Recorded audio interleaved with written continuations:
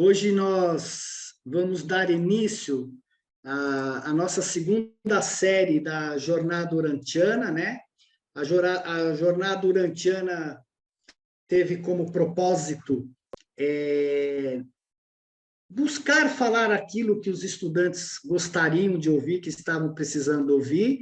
Nós terminamos a primeira série, onde nós estudamos o básico do livro de Urântia, e como última aula nós estudamos a introdução do livro de Urântia de uma maneira mais profunda. E essa segunda série, nós pensamos, conversamos, e nós decidimos fazer baseado basicamente no ser humano e a sua constituição, tanto física quanto espiritual. E por que nós pensamos fazer isso? O que nós estamos vendo no mundo, eu acho que nunca nós passamos até então. São grandes transformações, nós nunca vimos tantos terremotos, apesar que tem muitos, né, por dia no mundo, mas de tal magnitude, enchentes, estamos vendo bancos quebrando, estamos vendo tempestades violentas arrasando cidades e tudo mais. E, ao que tudo indica, isso não é uma certeza, tempos mais delicados estão se aproximando. Não é questão de ser profeta do Apocalipse, é simplesmente você olhar o que está acontecendo no mundo. As guerras, a tensão que está tendo entre a China, Estados Unidos e Rússia, a Europa sendo levada para a guerra, toda essa tensão, por mais que nós estejamos no Brasil e longe de tudo isso, isso também nos afeta. E, obviamente, que há muito mais possibilidade, devido a esta pressão que vai começar e já está vindo e deve aumentar nos próximos meses, é bom a gente conversar um pouco sobre a parte emocional, sobre a parte do ser humano, com base no livro de Urântia e também com base no que a ciência nós temos hoje em dia, para que a gente possa aprofundar um pouco o nosso conhecimento em relação a nós mesmos. Em época de crise séria, nós só temos, mesmo sem estar em época de crise, mas em crise a gente tem que se aprofundar nisso, nós temos apenas um lugar para recorrer, que é o nosso interior. É um momento que a gente tem que ter bastante tranquilidade, a gente tem que ter bastante paz, tem que estar conectado com o nosso ser interior e meio que ser um observador do que está acontecendo no mundo. Nós não temos como interferir na guerra do Iraque. Nós podemos ter uma atitude de observar e, obviamente, fazer uma oração, alguma coisa. Por hora, nós não temos como interferir na quebra dos bancos e no que vai acontecer no sistema financeiro, não vai demorar muito, porque já está uma cadeia de crise vindo por aí. Então, a coisa que melhor nós podemos fazer é nos preparar internamente, é ter uma tranquilidade, ter uma certeza que dentro de nós temos um Deus interior. E é nesse Deus que nós temos que nos apegar. Mais cedo ou mais tarde, todos nós vamos deixar esse corpo aqui. Então, o corpo ele é extremamente importante, sim, para nós vivermos aqui e passarmos pela experiência. Mas sempre temos que lembrar que nós somos muito mais que o corpo. E estudar esse corpo, essa parte psicológica, que é onde existem as pressões, né, por onde nós passamos as inevitabilidades, como diz o livro de Urântia, se a gente quer desenvolver as coisas, é que nós temos que ter uma estrutura cada vez mais trabalhada para que a gente não se envolva no que está acontecendo no mundo. Porque se nós nos envolvermos seriamente, no sentido de ficarmos preocupados, de nos deixarmos levar emocionalmente, é muito provável que a gente seja arrastado para estados não tão saudáveis mentais. Então, a ideia, né, como eu comentei desse estudo, é nós aprofundarmos em nós mesmos, conhecer um pouquinho melhor aquilo que nós somos, e obviamente que também, logicamente com base no livro de Urântia também, né, ter dicas de como lidar com essas pressões emocionais, essas pressões psíquicas que nós estamos passando. E que vamos provavelmente passar mais seriamente, tá? Então, hoje,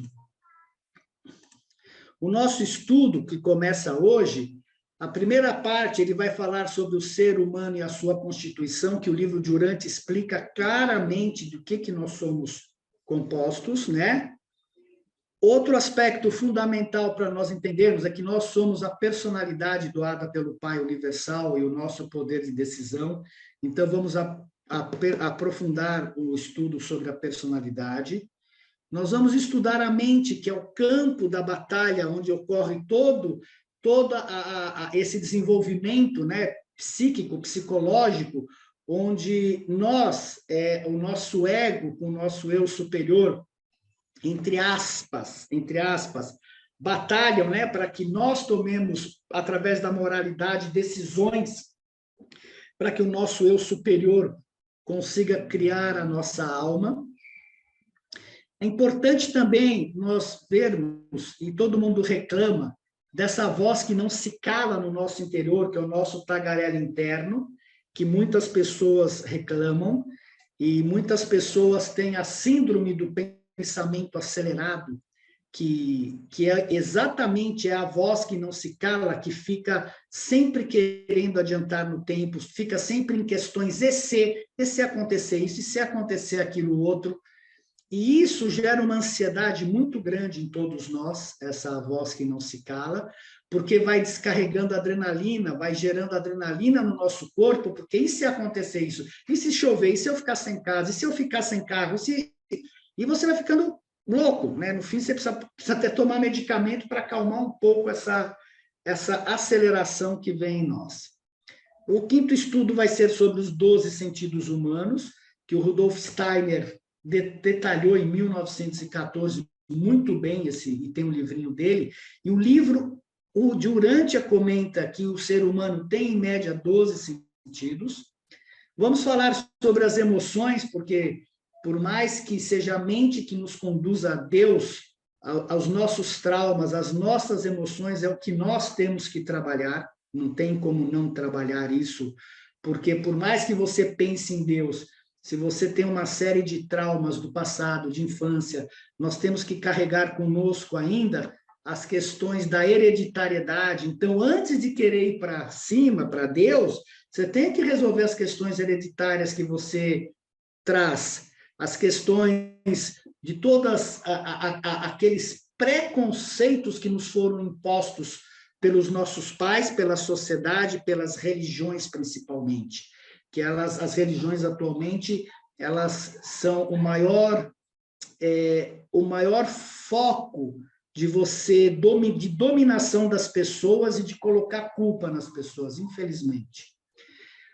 Um assunto muito importante que gera muita dúvida é a questão do bem e o mal. O que é o bem e o que é o mal? Isso é importante a gente discutir para a gente poder aprofundar nesse estudo. O medo e a culpa são dois aspectos de vibrações mais baixas que tem. O que tem mais baixo vibracional que o medo é a vergonha, mas o livro de Urantia nos deixa claro que, enquanto nós não dominarmos o medo, o nosso ser interior não pode criar um ponto de apoio para nos ajudar. Então, dominar o medo animal é função nossa, do ser humano, nós temos que trabalhar isso. E passar também pela culpa, porque nós temos internamente um sensor que nos culpa de tudo. Você pode estar sossegado, de repente vem uma memória de 1900 e bolinha te acusando de alguma coisa. Então, tem esses aspectos na nossa psique que vêm e que culpam a gente. Pode até ser coisa... Porque esses estados nossos que trazem culpa, que trazem medo, eles são como os espinhos dentro de nós. E nós temos que olhá-los e enfrentá-los para poder dominá-los, para poder passar por eles. Se nós não passarmos por eles, nós estamos dominados pelo medo e pela culpa. E, obviamente, que isso vai levar à depressão, porque você acaba não sabendo o que fazer em vida, e o que fazer e o como fazer, e aí vem aquela série de pensamentos: eu não sirvo para nada, eu não tenho objetivo na vida, a minha vida está perdida, ninguém gosta de mim. E são todos mecanismos implantados em nós para baixar a nossa vibração. E o que tem acontecido é que a depressão é o maior causador de suicídio no mundo. Essa que é a verdade. E tudo isso porque você sai do medo, da culpa, entra na depressão e vai embora. Obviamente que um fator fundamental em entendermos é a questão do amor. Esse é a grande questão que todos nos perguntam, que todo mundo se pergunta, não só vocês, como eu também. Como o Pai Universal sendo amor, nós temos um planeta absolutamente torturado pelo mal, onde o mal está dominando. Não é que o bem não esteja presente, mas aparentemente o mal está dominando, e nós estamos vendo em todos os setores da sociedade, quer seja pela destruição da família, quer seja pela promiscuidade dos adolescentes, quer seja pelo tráfico de drogas, quer seja pela corrupção em praticamente todos os países do mundo. Então, onde está esse amor de Deus? O que é esse tão falado amor de Deus, que eu acredito que, assim, grande parte das pessoas, apesar do amor estar disponível em todo o planeta, não consegue perceber esse amor. E, obviamente, que a mídia, ela jamais vai tentar te mostrar o lado bom da vida. Ela vai fazer de tudo para que você fique na depressão, no medo e na culpa, porque é o que vende. Parece que as pessoas têm um certo prazer em ver desgraças, porque aquilo dá adrenalina. Você tem que conversar com o teu vizinho. Ah, você viu? Que legal, ele matou, atropelou, pegou ladrão, fez isso. O pessoal parece ter um prazer na parte negativa, né? Outro aspecto importante é a ética e a moral, porque a personalidade, por si só, a personalidade, que é uma dádiva do Pai, ela é moral, então nós temos que desenvolver esse lado moral. A tolerância é outra coisa que não temos hoje na sociedade. Por qualquer coisa, todo mundo sai brigando, pega um revólver e mata o outro. É importante a gente conversar sobre isso. A felicidade, o que vem a ser essa coisa chamada felicidade, que nos vendem como nosso objetivo de vida, mas ela realmente não é isso que se vende por aí, que é ir no hotel de luxo, quer fazer um cruzeiro, quer ter piscina em casa. Não é isso a felicidade.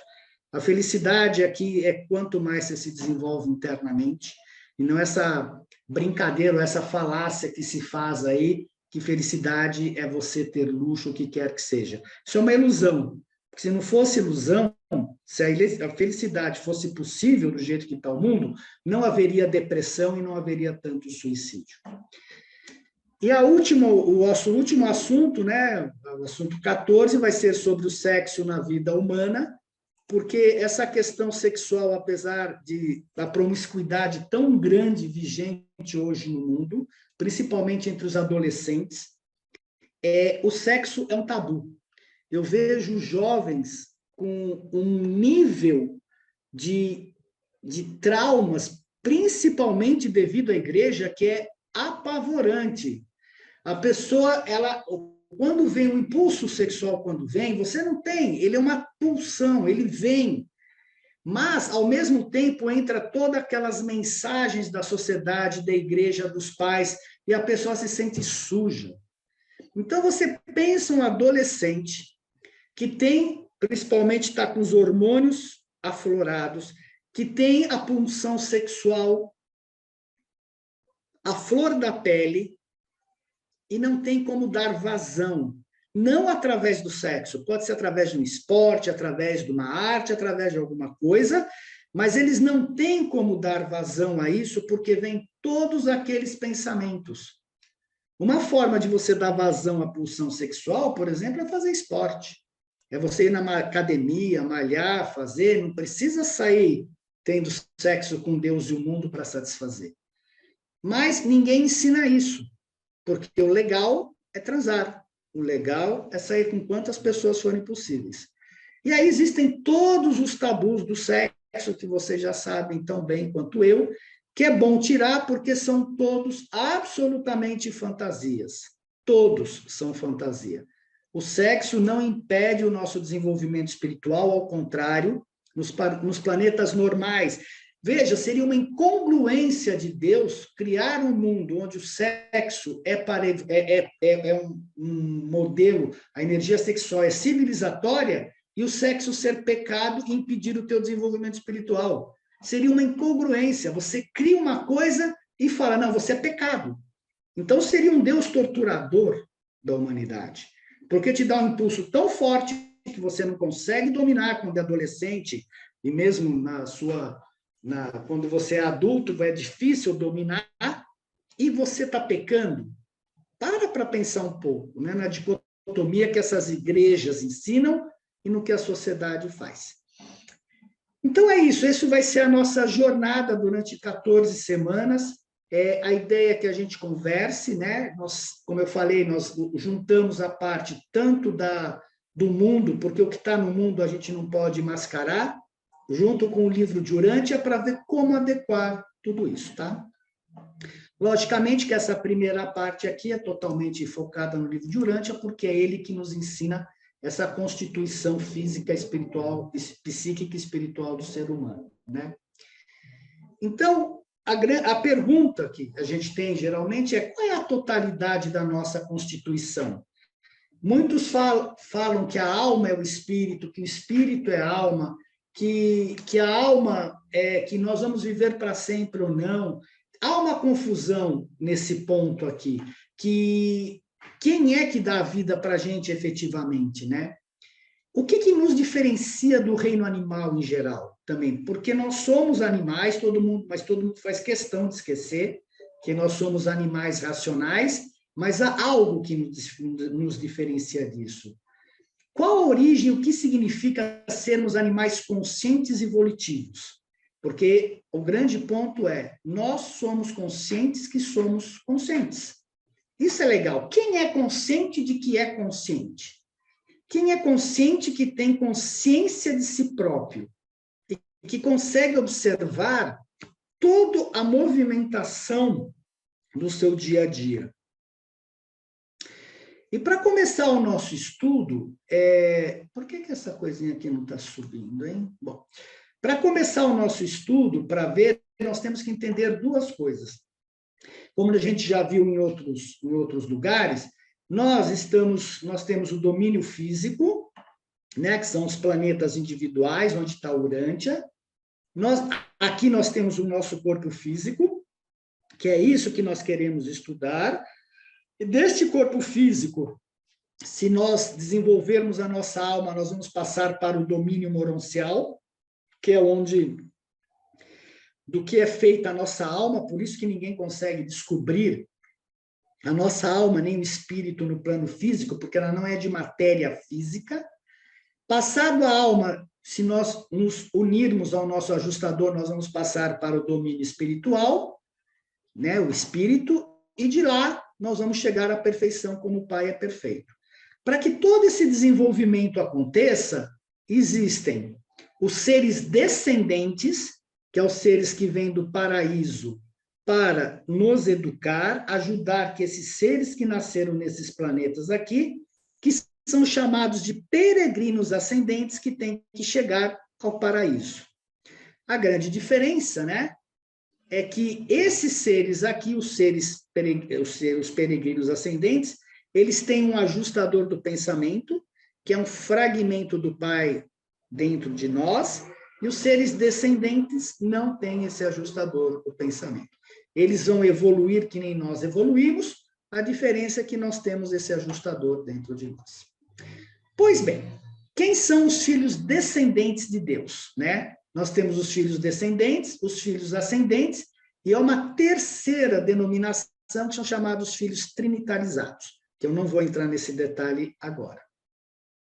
Os filhos descendentes têm origem elevada e divina, dedicam-se à ministração descendente de serviços aos mundos e sistemas do tempo e espaço, facilitando o progresso de escalada ao paraíso para as criaturas mais baixas de origem evolucionária. Não possuem ajustador do pensamento.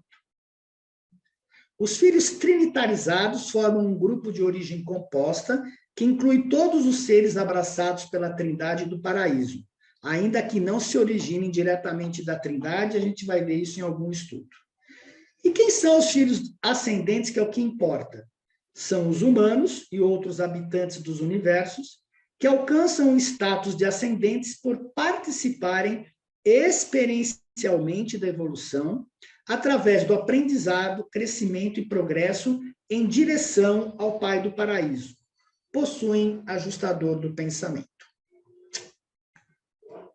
Deixa eu ver se eu consigo tirar esse negócio assim. Bom, corpos físicos e formas espirituais. Essa coisa fica aparecendo e eu não consigo nem ver o que eu estou fazendo. Isso que é ruim. Ele não está sumindo na tela. Mas é só para ti essa barra aí para a gente. Não. Essa barra aparece e ele não está sumindo. Bom, corpos físicos e formas espirituais. Uma coisa importante a gente entender é que mesmo os seres espirituais têm forma, e essas formas espirituais são reais. Do mesmo modo, quando nós chegarmos a seres como seres espirituais, nós também vamos ter uma forma real. O que não é real que está no mundo físico, isso que é a coisa, porque tudo é espírito, né? Até o tipo mais elevado de personalidades espirituais tem formas, presenças de personalidades análogas em todos os sentidos aos corpos mortais de Urântia, não, obviamente, com as mesmas funções que nós temos. Quase todos os seres encontrados nos 7 superuniversos possuem formas. Todavia, há umas poucas exceções a essa regra. Primeiro, os ajustadores do pensamento, eles são pré-pessoais. Então, eles não têm uma personalidade, eles buscam esta personalidade ao se fusionar conosco, e ter essa identidade através da nossa personalidade. Eles são pessoais, num certo sentido, porque eles são, como é que a gente fala? Eles são um fragmento do Pai, mas eles não têm a personalidade como nós temos, né? Parecem existir sem uma forma, tanto é que ninguém enxerga os ajustadores do pensamento, os seres lá de cima, antes de fundirem-se com as almas sobreviventes dos seus colaboradores mortais. Porque o que o ajustador de pensamento está, de verdade, atrás, é da nossa personalidade, do nosso livre-arbítrio. É isso que o ajustador quer. Por isso que ele cuida de nós, nos desenvolve para se fusionar com a nossa alma e ganhar uma personalidade e um livre-arbítrio. Os mensageiros solitários, os espíritos inspirados da Trindade, os ajudantes pessoais do Espírito Infinito, os mensageiros por gravidades, os registradores transcendentais e alguns outros seres também não possuem formas descobertas. Então, vê, não só o ajustador do pensamento, mas existem algumas ordens que não têm formas descobertas. Contudo, essas são as raras exceções típicas. A grande maioria tem formas autênticas de personalidade, formas que são individualmente características e que são reconhecíveis e pessoalmente distinguíveis. Então, é importante, primeira coisa a gente entender, nós temos uma forma física, sim, mas os seres espirituais também têm formas. Como? Não se sabe, mas tem. Pois bem, se nós estamos estudando, né, os mortais planetários, a gente sabe que, nós já vimos nos outros estudos, que quando a partir do mundo material, né, a segunda fase é você dormir quando morre, e se você for acreditado, você pode ressuscitar no mundo das mansões, que é a terceira fase do nosso desenvolvimento. Depois a gente passa como progressores moronciais, passamos para o desenvolvimento no superuniverso, peregrinos de Avona, e os que chegam ao paraíso e são fusionados e são como finalitores. Mas o que nos interessa são esses mortais planetários aqui. E quais são as fases dos mortais planetários? Primeiro, nascimento físico em planetas evolucionários. É isso que é definido como mortal planetário. Constituição física.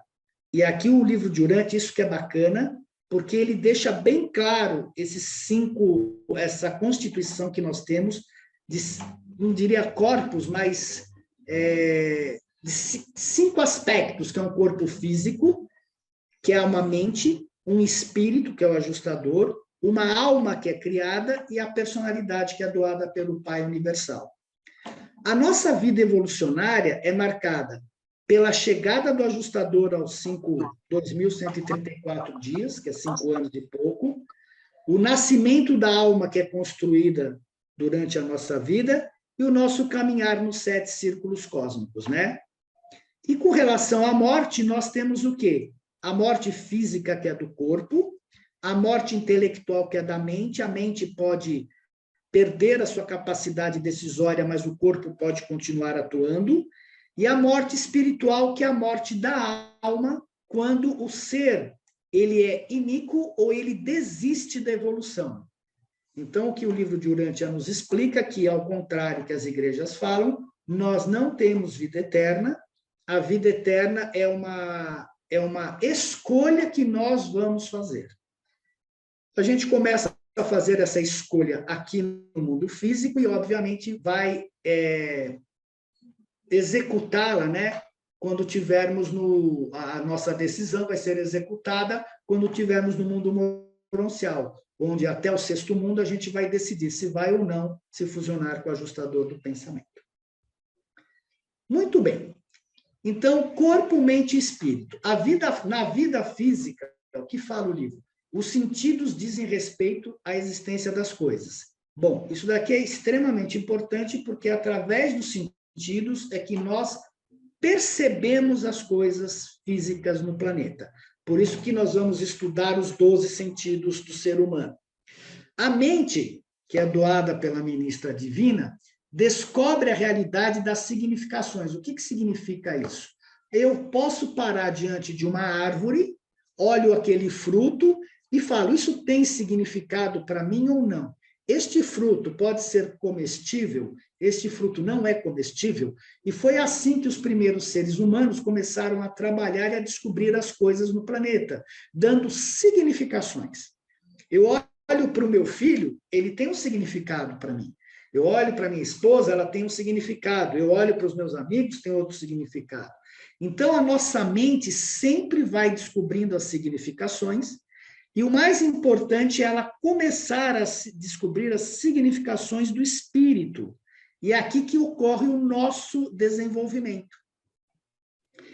E a partir dessas significações do mundo espiritual, porque nós somos de origem animal e temos tendências animais, a hora que a gente consegue passar pelo medo, passar pela culpa, começa a servir ao próximo, amar ao seu próximo, nós vamos passar pelas experiências espirituais.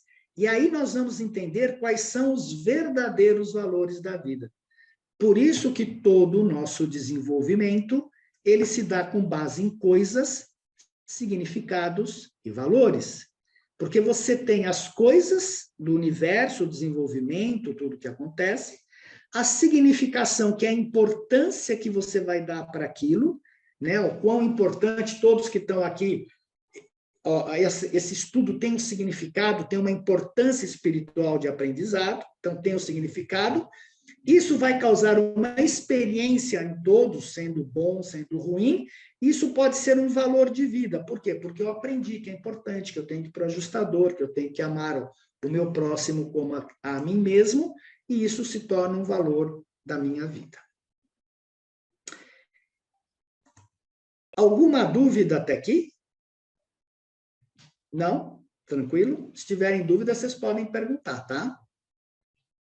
Marcos, então vamos em frente. Oi.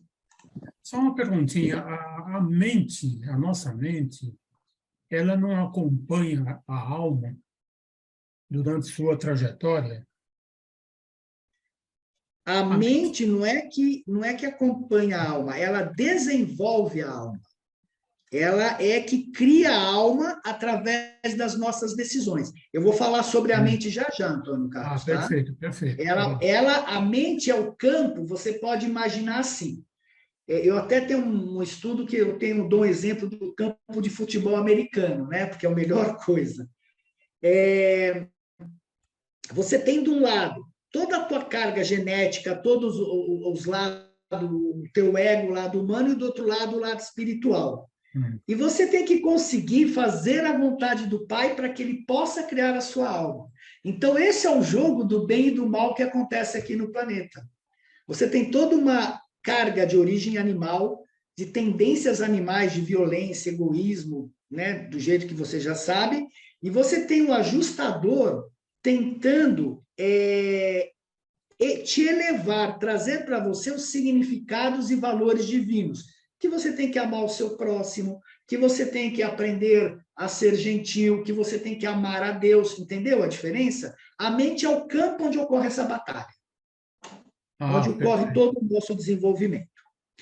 Alguém fez uma pergunta, o que é o ajustador? O ajustador é o nosso eu interior, é o nosso Cristo interno, é a nossa centelha divina. Por que o livro dá o nome de ajustador do pensamento? E é o nome mais correto agora, que o Paul Branton falava muito sobre o eu superior, e ele fala muito semelhante ao livro de Urântia, só que o livro de Urântia deixa muito claro que o ajustador vem para ajustar os nossos pensamentos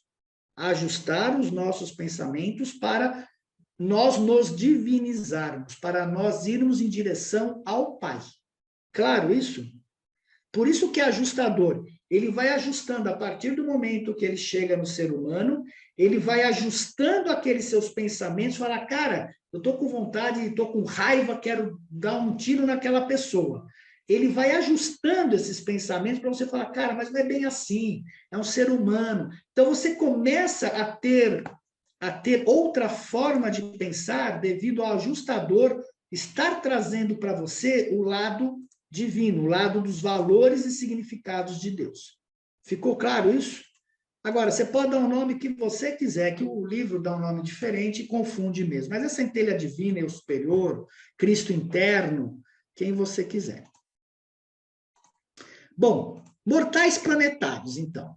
São seres de origem animal com potencial ascendente. Quer dizer, nós temos potencial de irmos para o espiritual. Isto é, aqueles que possuem potencial de sobrevivência após a morte.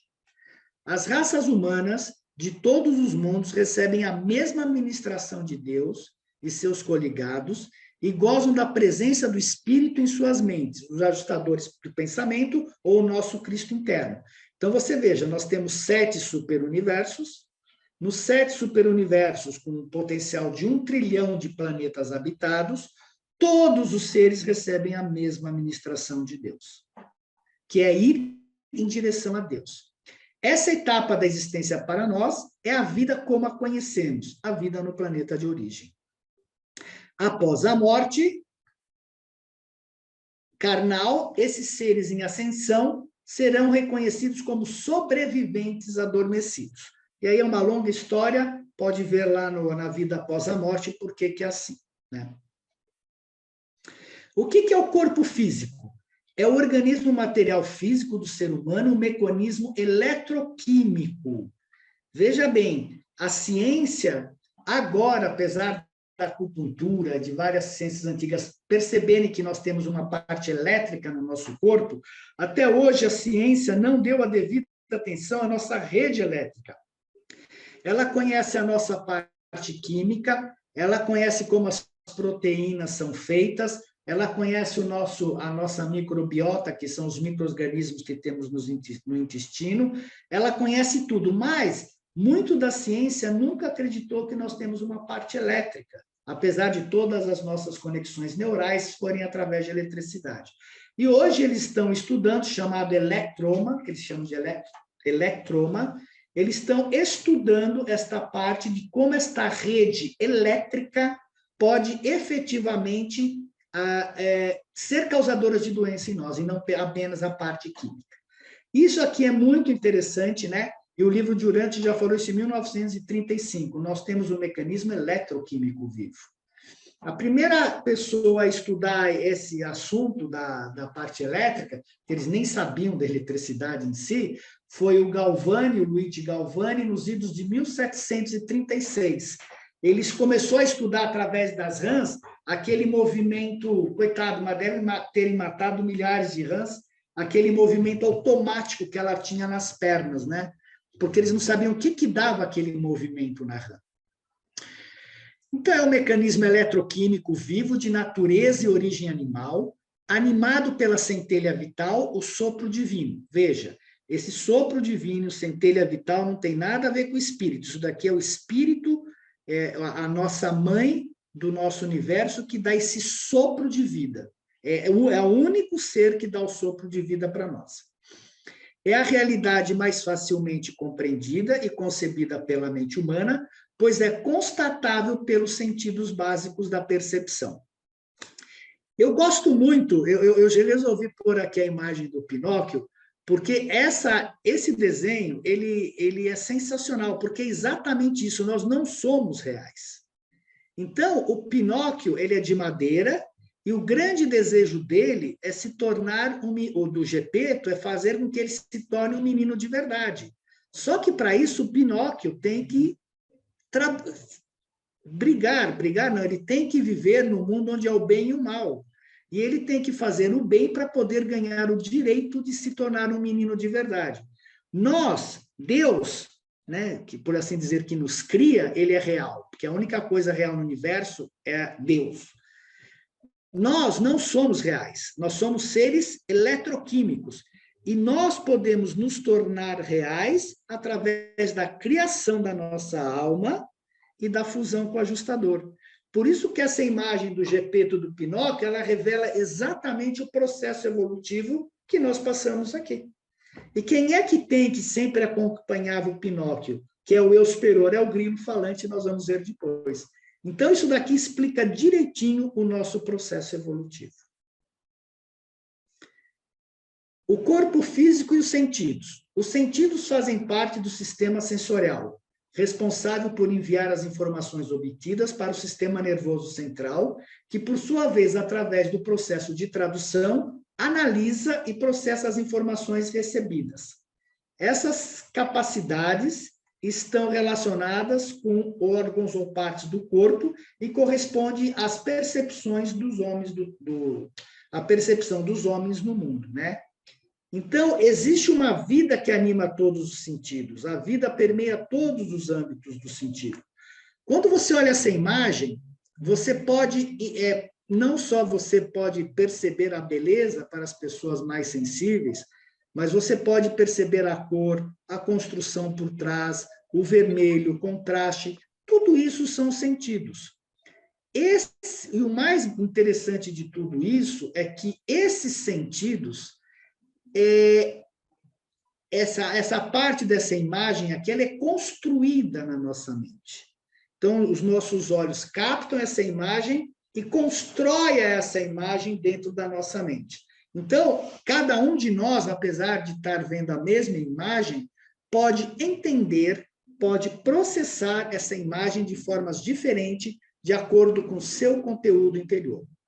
Por exemplo, alguma pessoa que tenha passado por uma experiência muito alegre nessa imagem, nessa ponte, pode olhar aqui e ficar extremamente emocionada, falar, nossa, eu conheço esse lugar. Então, ela vai receber de outra forma. Se ela passou uma experiência ruim, ela pode olhar essa imagem e chorar, falar, cara, aconteceu uma coisa horrível aqui. Então, cada um, ao olhar essa imagem, ele interpreta de acordo com a sua vivência, que é como nós vamos ver depois no funcionamento da mente. Os seres humanos são dotados, em média, com 12 sentidos físicos especiais. Embora os sentidos especiais dos mortais de 3 cérebros, nós sabemos que tem vidas com mortais de 1 cérebro, 2 cérebros que somos nós e 3 cérebros. Sejam estendidos até ligeiramente além dos tipos de 2 cérebros. Eles podem ver e ouvir consideravelmente muito mais do que as raças de Urantia. Então, o livro de Urantia confirma, temos 12 sentidos físicos, coisa que o Rudolf Steiner falou acho que foi 1914, 1918. Esses 5 sentidos clássicos, né, eles foram propostos por Aristóteles, e para ele, todo conhecimento principia com os sentidos ou as sensações, de maneira que não há nada no intelecto que já não estivesse antes dos sentidos. O que ele quer dizer isso? Que primeiro você vê a imagem, ela é construída internamente, e aí você reage àquela imagem. É a partir da memória que retemos dados do mundo sensorial, e assim criamos experiências a partir das quais estabelecermos relações entre os dados sensoriais e aquilo que está na memória. Bom, aqui uma coisa é muito clara. Nós somos seres que vivem com base em memória. E aí que também, apesar, eu não sei porque deve ter seres que não têm memória, eu não sei como é que é no universo, mas é essa memória que faz com que a gente tenha um monte de problemas ou não. Que você crie traumas ou não de acordo com a sua herança genética, com aquilo que você recebeu. Eu não sei dizer em planetas que não estão em rebelião, que tem príncipe planetário, Adão e Eva, se as pessoas têm tantas questões psicológicas como nós temos nesse planeta. Porque vocês estão vendo aí no dia a dia tudo o que está acontecendo. É excessivo. Eu não consigo, assim, acreditar que nas condições normais de desenvolvimento de um planeta haja tanta tortura como aqui para os seres humanos. Eu não consigo. Eu acho que seria uma crueldade muito grande dos deuses submeter a humanidade de todos os mundos aí a essa tortura que se passa aqui.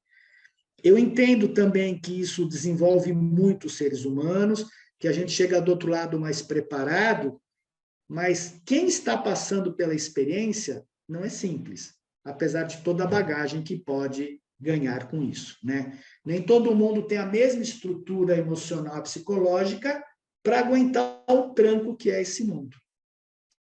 E provavelmente seja isso que faça com que muitas pessoas desistam da vida, o que é uma pena, porque apesar de nós estarmos vivendo momentos incríveis, eu realmente não gostaria de estar lá na guerra da Ucrânia, porque aquilo é totalmente fake, aquilo totalmente inventado para que Estados Unidos ganhem dinheiro, para que armas sejam desviadas para tudo que é canto, enquanto milhões e milhões de jovens estão morrendo, pessoal. Milhares de jovens estão... A Rússia não tem mais jovens, praticamente, né? Veja a Europa. Então, você vê que há uma destruição da própria juventude dos nossos dias, né? É muita crueldade. A nossa época de guerra é no passado, é quando você tem uma civilização muito atrasada, muito no início das coisas. Os nossos sentidos, né, de acordo com o Aristóteles, é o tato, visão, audição, paladar e olfato, né? O tato, ele está subdividido em... Agora a ciência, nós depois vamos ver detalhes, só vou mostrar por cima, ele já está subdividido em 8 sensações diferentes, entre texturas, dor, temperatura e pressão. Então, a ciência já chega que a gente tem 12 sentidos também, mas não separados, como o Rudolf Steiner fez, né? E o Rudolf Steiner, ele dividiu aqui, ó, ele pôs o sentido do tato, o sentido da vida, porque nós sentimos que nós somos vivos e temos vida, isso é um sentido para ele. O sentido do movimento, e é muito curioso que ele fala do sentido do movimento, porque quando você se movimenta, você sente que todos os seus órgãos vão junto com você. Você não se sente indo a perna, uma outra perna fica para trás. Então, você tem um sentido de que tudo se movimenta. O sentido do equilíbrio, então, nós temos realmente essa questão do equilíbrio, do que é o eixo vertical, o eixo horizontal, ele está no ouvido e quando ele é afetado você se sente tonto, né? O sentido do olfato, que é o menos desenvolvido que a gente tem na humanidade, mas os insetos, os animais têm um olfato maravilhoso. O sentido do paladar, da visão. O sentido do calor, que a ciência põe aqui, ó, dor, temperatura. Ele põe como um sentido separado. O sentido da audição. O sentido da palavra. Você sabe que você está falando. Você tem esse senso, você ouve as suas palavras. Você tem o sentido do pensar, porque você sabe que você está pensando. E o sentido do eu. Você sabe que você é. Que você tem um eu, que por mais que você não tenha contato intelectual com ele, mas você sabe que você é um eu. E a gente vai ver em detalhes isso daí no nosso estudo. É muito bacana como ele detalha essa questão dos sentidos da vida aqui. Bom, a mente. O que é a mente? A mente é um mecanismo de pensar, perceber e sentir do ser humano. Então, aonde você pensa? Na mente. Aonde você percebe? Na mente. Aonde você sente? Na mente. Só que quem sente de verdade é a alma, que é a criação da mente, né? É a experiência total, consciente e inconsciente. E nós sabemos que nós temos partes mecânicas na nossa mente, por exemplo, a circulação do sangue, a nossa respiração, tudo que acontece conosco, muitas coisas ocorrem de forma inconsciente. Você pega um bebê, ele não sabe que tem que respirar, ele só sabe que ele tem que comer. A digestão é feita totalmente inconsciente. Quando você cresce, fica adulto, você pode até controlar algumas dessas reações, como os yogis fazem, a pulsação do coração, tudo mais, mas o normal é você ter uma experiência consciente e inconsciente, sem se preocupar com muitas das funções do corpo humano. A inteligência associada à vida emocional, que busca, por meio da adoração e da sabedoria, alcançar um nível acima do espírito. Porque tem esse gráfico que esta inteligência vinda, utilizada através do corpo físico, é o que vai fazer, e com a orientação do nosso ser interno, é o que vai fazer que você busque um nível acima, o moroncial. O animal, ele não tem isso, ele nunca vai buscar o moroncial nem o espiritual. Quem vai buscar somente é o ser humano. E é essa a experiência. É a arena na qual a personalidade humana vive, é autoconsciente, toma decisões, aceita ou rejeita Deus, escolhe a eternidade ou a destruição. Então, a mente é tudo isso, é onde realmente, e não tem nada a ver com o cérebro. O cérebro é um mecanismo onde a mente se apoia, mas não tem nada a ver com o cérebro humano, porque muito da ciência ainda negam que existe uma mente, que é tudo questão do cérebro, e não é, porque a mente ela passa muito acima do cérebro. Embora o trabalho dos ajustadores seja espiritual na sua natureza, devem eles forçosamente efetuar todo o seu trabalho com base no intelecto. Então, veja, os ajustadores têm que trabalhar no intelecto humano. A mente é o solo humano a partir do qual o monitor espiritual, a nossa centelha divina, deve fazer a alma moroncial evoluir em cooperação com a personalidade residida por ele. Então, a nossa personalidade, através das decisões entre o bem e o mal, porque nós estamos no mundo dual através da experiência, vai fazer com que o nosso ajustador construa, através das nossas decisões, esta alma moroncial, que é o eu moroncial, que nós vamos assumir tão logo a gente venha a morrer. Isso se a gente quiser continuar na evolução. Outra coisa interessante... A Daniela levantou a mão. A Daniela levantou a mão. Tá bom, pode falar, eu não consigo ver, obrigado por me avisar. Fala, Daniela. Marcos, a minha pergunta é a seguinte: a mente, ela é doada para a gente e ela é individual ou ela é uma coisa universal?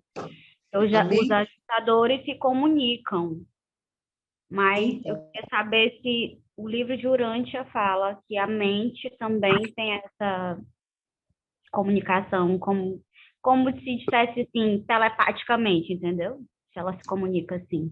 Essa é uma pergunta que surgiu. Cada um tem... O Adão e Eva conseguiam se comunicar mentalmente por telepatia até 80 quilômetros de distância.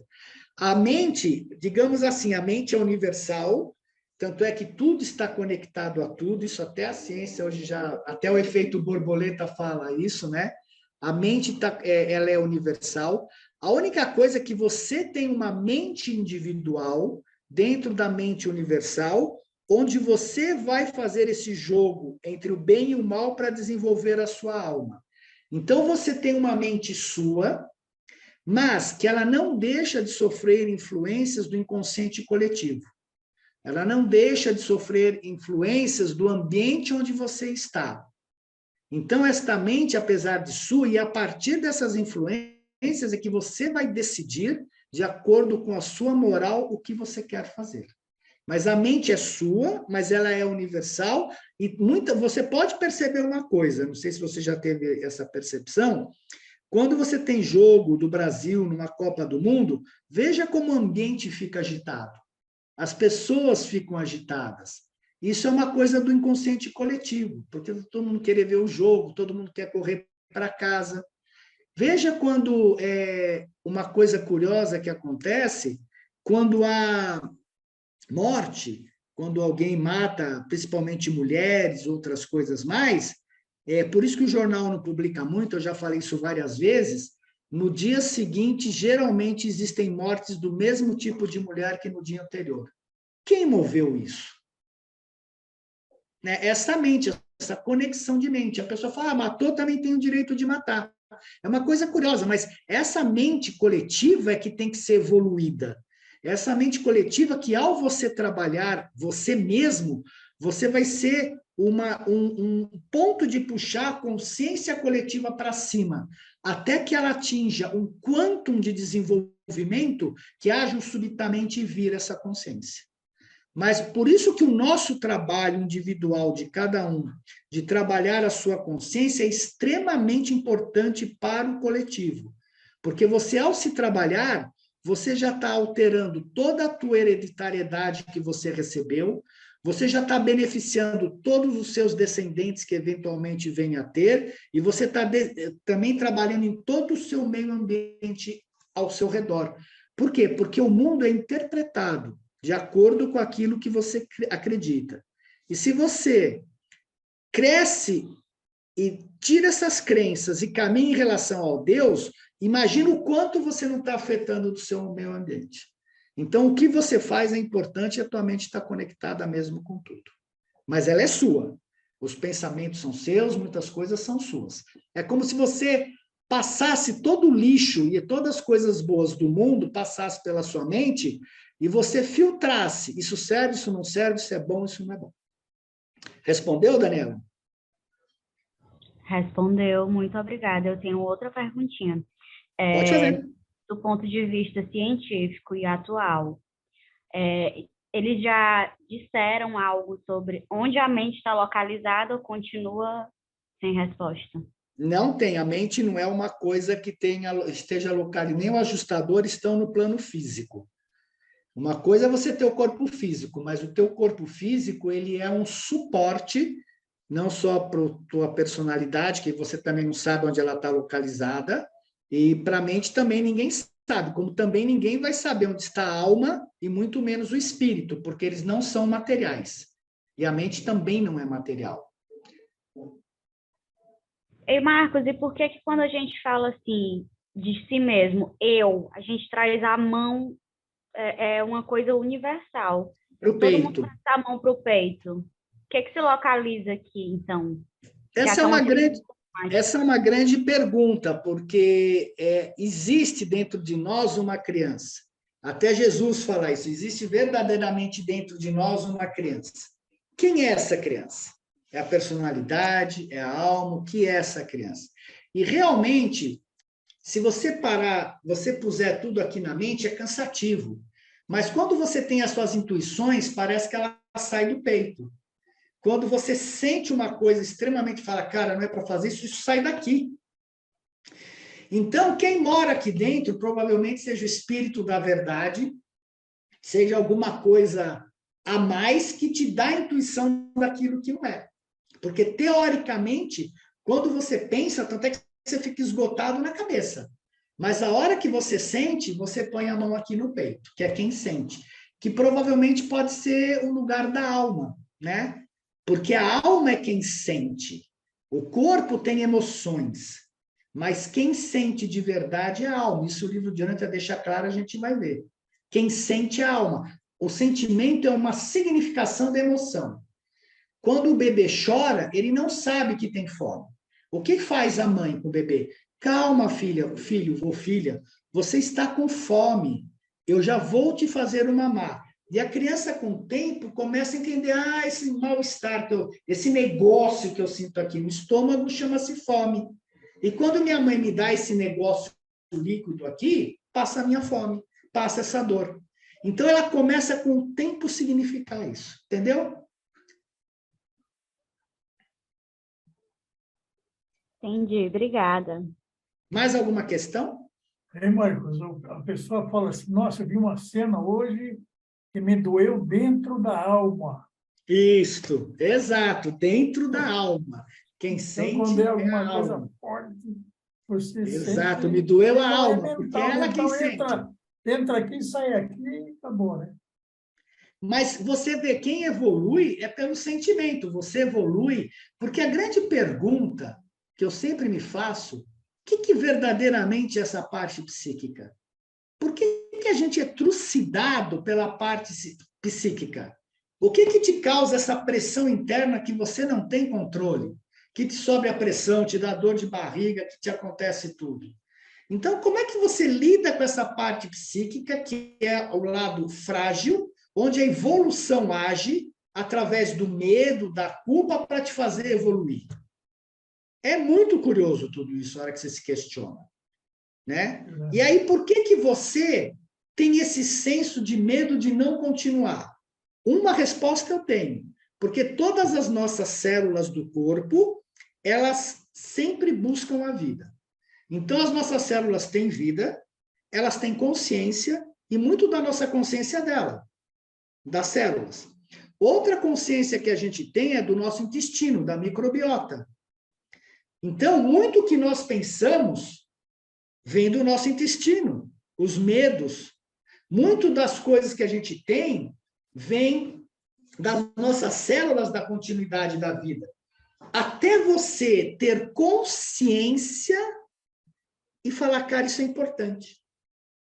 E aí que você começa a dar uma importância. Então, todos esses são mecanismos, entendo eu, que o universo fez para que esse papel em branco que somos nós pudéssemos efetivamente sermos sensíveis a Deus, sermos sensíveis à espiritualidade. Porque a nossa espiritualidade, sensibilidade é toda pelos sentidos e é puramente animal. A gente vai ver daqui a pouquinho isso daí. É puramente animal. Mas como você torna um ser sensível ao espírito? Essa é a pergunta. E o mecanismo é a culpa, é o medo de fantasma que a humanidade tinha, é o medo dos trovões que deu depois origem à religião. O medo de fantasma que deu origem à religião. Porque os nossos antepassados imaginavam que os fantasmas continuavam vivos, você tinha que fazer rituais para eles. E, obviamente, que isso veio trazer para a humanidade o senso de Deus depois. Só que aí veio o Deus punitivo, aí veio Jesus e falou, cara, Deus não é punitivo, mas nós vivemos hoje Deus punitivo, Deus de amor, vivemos essa bagunça toda no planeta. Então, a questão toda é, tudo são técnicas para sensibilizar todos os sentidos de origem animal para se tornarem para o espírito. E aqui que é o nosso terror, porque a gente se identifica com o medo de morrer, com o medo de faltar alimento, por isso que lá fala, você vai ganhar, o nosso maior terror é passar fome. Para pensar, eu vou morrer. Todo o seu corpo se reúne e fala, não quero morrer. O corpo, na hora que você vê que você está sem comida, ele reage todas as energias, ele para tudo ao máximo para te proteger, para esticar a vida. Então, através do medo, da culpa, tudo isso, que hoje nesse planeta está extremamente maximizado, nós passamos por esse terror para evoluir para Deus. É cruel? A gente pode brigar lá em cima com todo mundo desse processo.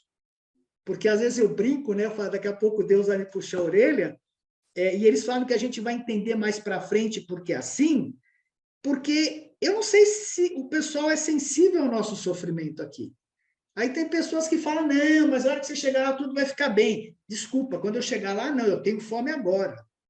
Eu estou desesperado agora. Eu estou no meio da guerra agora. Não é quando eu chegar lá do outro lado que tudo vai estar bem. Então, como eu resolvo este agora? Fé em Deus? Verdade. A fé em Deus move montanhas. E eu já vi acontecer isso. Uma fé absoluta conseguiu um negócio incrível. que legal, parabéns, aprendi. Entende? Então, eu acho que a sacada bonita é pensar em tudo. Você fala, cara, eu não sou nada disso aqui. Eu não sou nenhuma dessas reações, mas eu preciso respeitar isso e transcender isso. Eu não posso negar, fazer que meus ascetas que negavam o corpo. Você não tem como negar o ego, não é matar o ego, é trazê-lo para si e elevá-lo. Se fosse matar o ego, os ascetas estariam todos iluminados. Marcos, eu vejo, inclusive, o meu ego, eu vejo assim, como exatamente as coisas que eu vim para essa existência para trabalhar. Perfeito. Na hora que meu ego está falando, aí eu vejo, depois eu vou fazer o meu auto-julgamento, né? Eu falo, meu Deus, mas que titica de galinha foi aquela que eu fiz? O que isso aqui quer me ensinar? Pronto, vou para o que eu posso melhorar nisso? Daniela, eu acho muito legal você ter falado isso, porque nós, quando nascemos, recebemos toda a herança genética.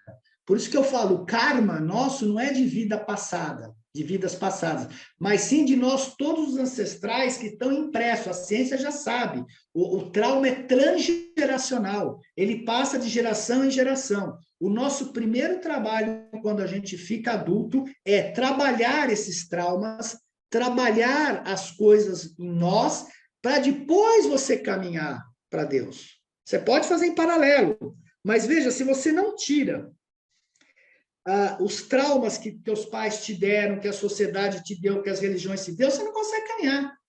Aí você vê um monte de coisa, não, tem que procurar o sentido da vida, não, porque você não é próspero porque você está amarrado aqui. Calma, pessoal, pode ser. Mas você tem que entender qual é o seu trauma raiz. Porque ele que está te prendendo. E, às vezes, esse trauma raiz pode ser coisa do seu ajustador. É o seu ajustador que está te cutucando lá para que esses espinhos, como eu digo, venham para fora para que você evolua, para que você tome decisões. Vamos lembrar que a gente evolui através de decisões e sinceridade. O livro de Urântia, eu não sei, todo mundo está discutindo o que é fazer a vontade do Pai. É a coisa mais clara no livro de Urântia. Eu não entendo. Está escrito, seja sincero e tome decisões, decisões e mais decisões. Porque o ajustador constrói a sua alma através de decisões.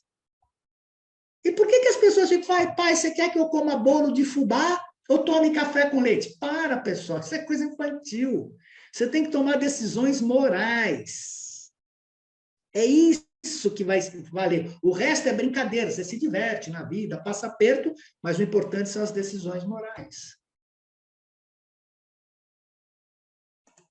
Ok? Posso continuar? Bom, é cedido, isso que é importante, a mente mortal é um sistema de intelecto temporário, cedido por empréstimo aos seres humanos para uso durante o período da vida material. E da forma pela qual usam essa mente, estão aceitando ou rejeitando o potencial de existência eterna. A mente é praticamente tudo o que vós tendes da realidade do universo. Nós temos a mente e temos a personalidade da realidade do universo, né? Porque somos nós, que é submissível à vossa vontade. E a alma, o eu moroncial, né, que é o eu que está sendo formado, irá retratar fielmente a colheita das decisões temporais que o eu mortal está fazendo. Olha que coisa simples.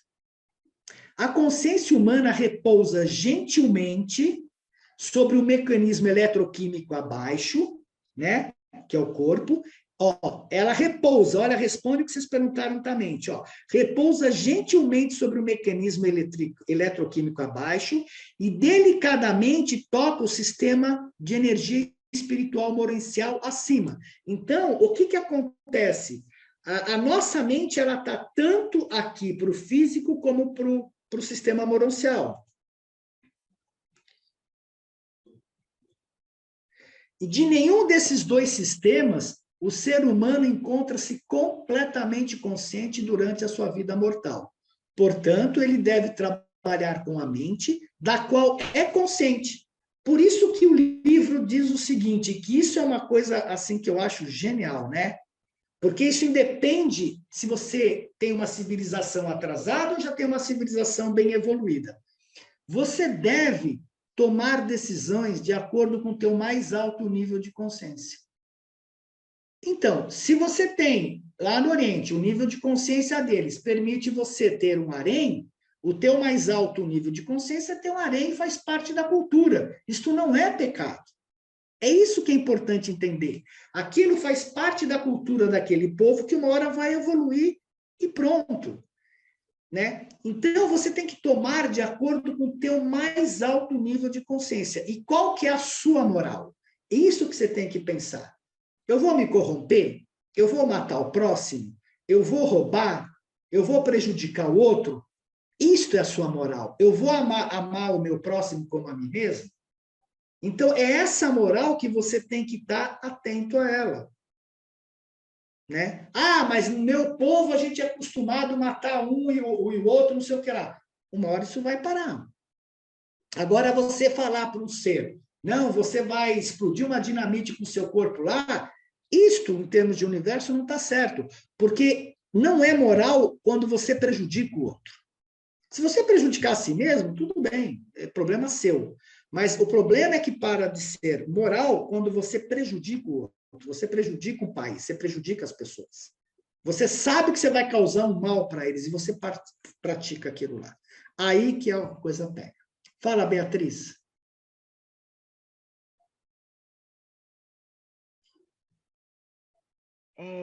Eu estava pensando o seguinte, porque o medo, né, e a culpa e tudo, e como eu fui médica, né, sou aposentada e trabalhei em UTI muito tempo. Isso é ótimo. UTI pediátrica, né? Ai. Então, eu acho que a dor, eu percebi isso principalmente, né, nos pais, quando vem o seu filho poder morrer, ou a gente, quando tem uma dor muito grande, uma dor que faz a gente se curvar, que faz o corpo se curvar, é aí que a gente sente Deus, né? Tem pessoas que com uma dor pequena, elas parece que acordam para Deus. Tem pessoas que nem com uma dor muito grande não sentem. Mas eu acho que a dor, e aí eu relaciono muito isso com quer dizer, para mim, é assim, o corpo me sinaliza na vida se eu estou indo num caminho bom ou não, né? Quando eu estou com alguma dor, é porque alguma coisa que eu estou fazendo não está num caminho bom. E eu lembro muito das posturas de yoga, né? As posturas do devoto, da humildade, que são posturas que te ajudam, mas que quando você sente uma dor muito grande, você se curva. E eu acho que quando a gente se curva, que a gente quebra, né, orgulho, quebra a vaidade, quebra essas coisas, parece que brota Deus dentro da gente.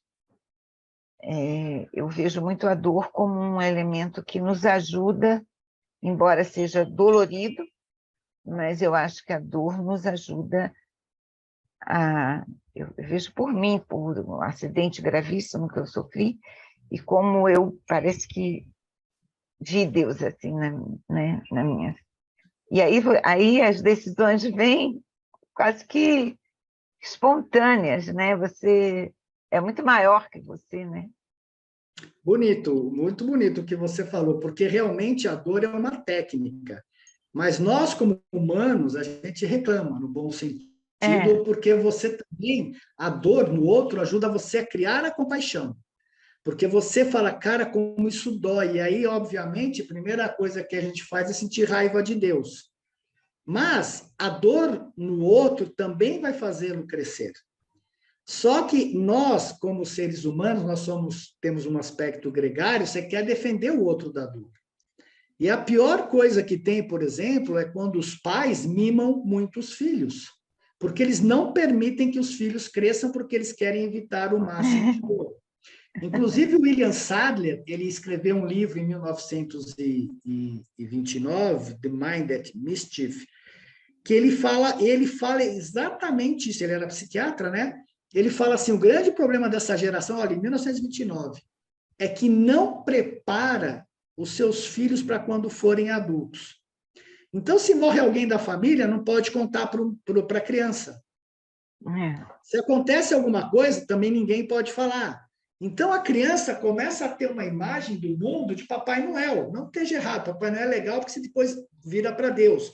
Mas você começa a ter uma imagem no mundo de que tudo é mágico, que não tem trabalho por nada. E aí que as coisas pegam. E quando você fala de dobrar, é verdade, porque talvez aquela dor forte faça com que você desperte. E realmente, uma dor forte não é brincadeira, você se dobra. Eu já tive perna no rim que eu me dobrei. Eu fiquei 90 graus até chegar no hospital que eu não conseguia me mexer. Tudo bem, foi uma experiência assim? Foi, eu vou fazer. Eu vi muito, assim, casais, famílias que estavam... E isso tem muito a ver com a evolução da doença. Tive um caso na família de uma leucose mieloide aguda gravíssima, né? E que eu sabia bem o que estava acontecendo nessa família, né? Eles estavam só pensando em dinheiro, no lado material, brigando por causa disso.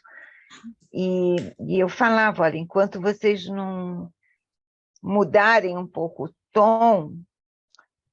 E eu trabalhei muitos anos em UTI, né?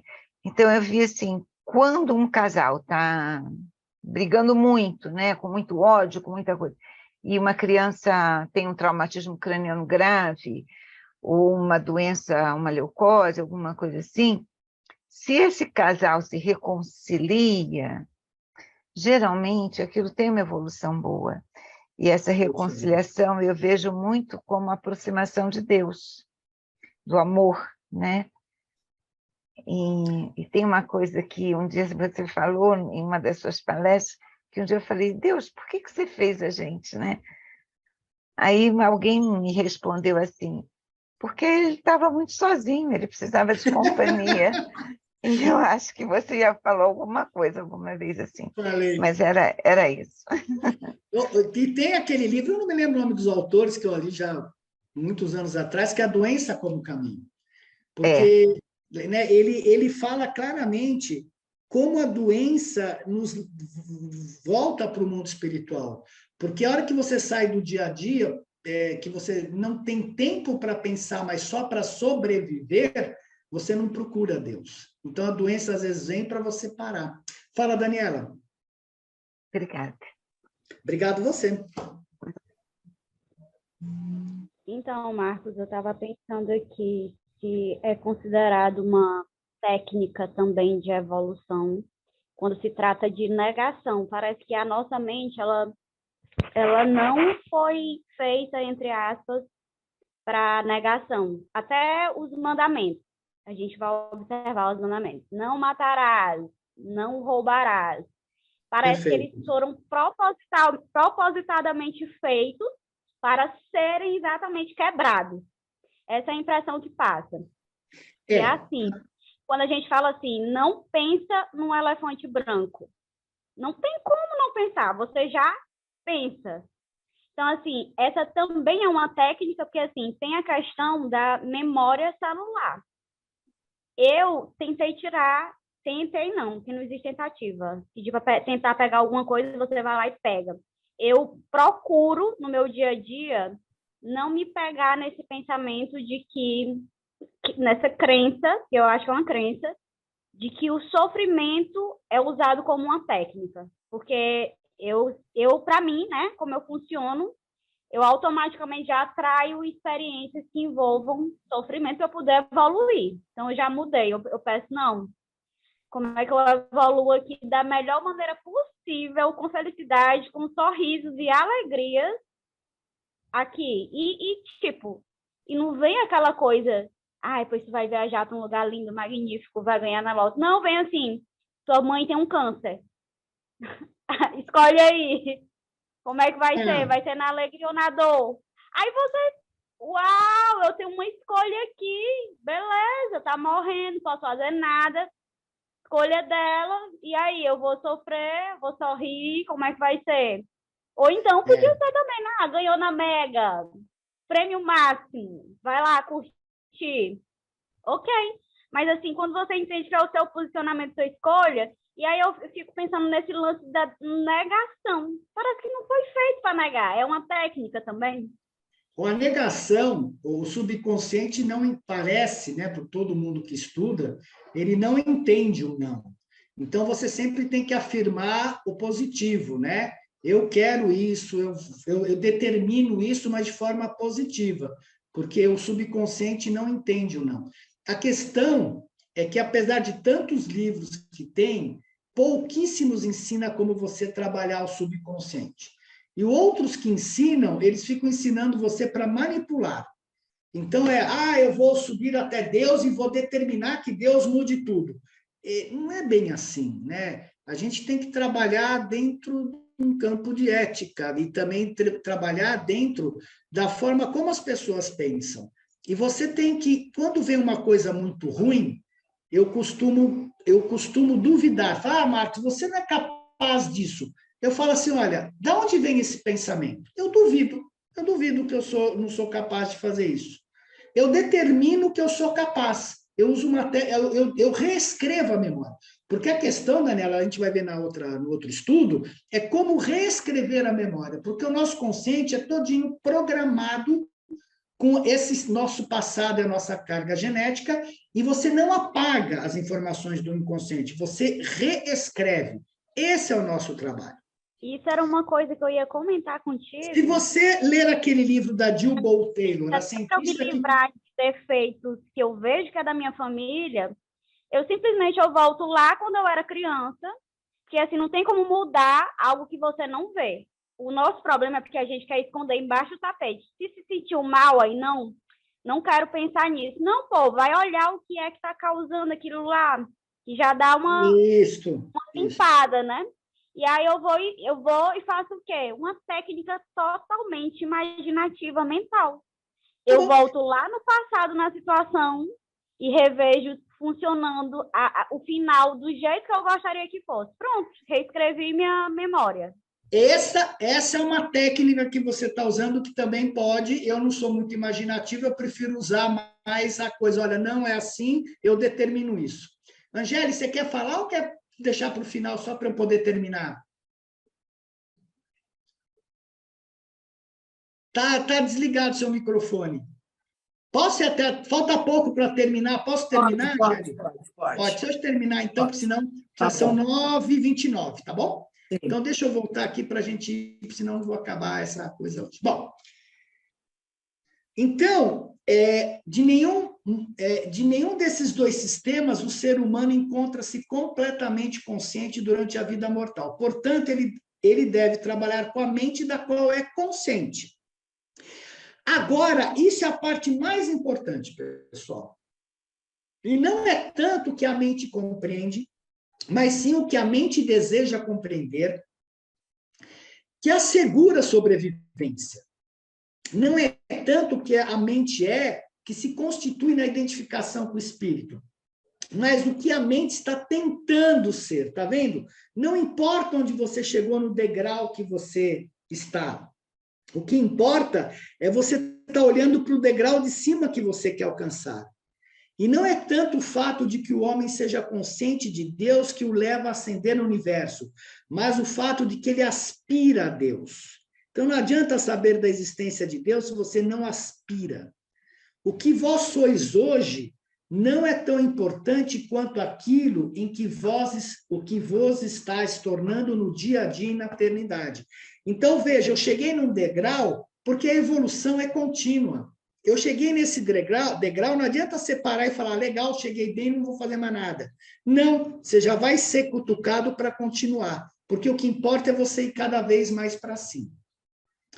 E aí nós temos vários tipos de mente, né? Que é a mente material, que é a mente humana, a mente moroncial, que é a da alma, a mente espiritual, que é do espírito, a mente cósmica, que é do espírito mestre, a mente suprema, que é do ser supremo, e a mente última, que é do Deus último, a mente absoluta e infinita da terceira pessoa da Trindade.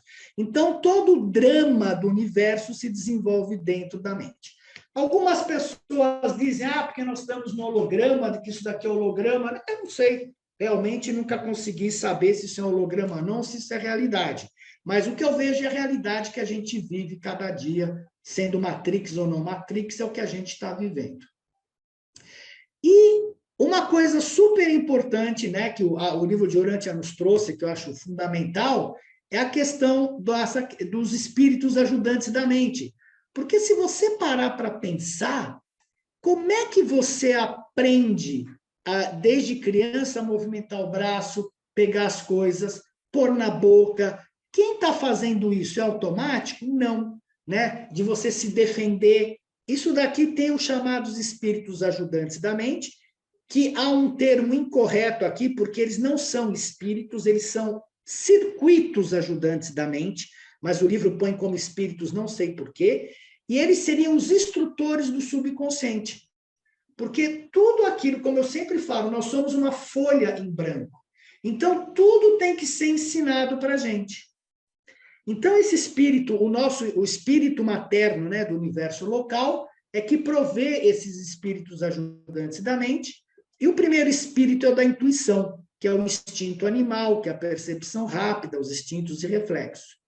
O segundo é o espírito da compreensão, que é a coordenação do conhecimento e a associação de ideias espontâneas do raciocínio rápido.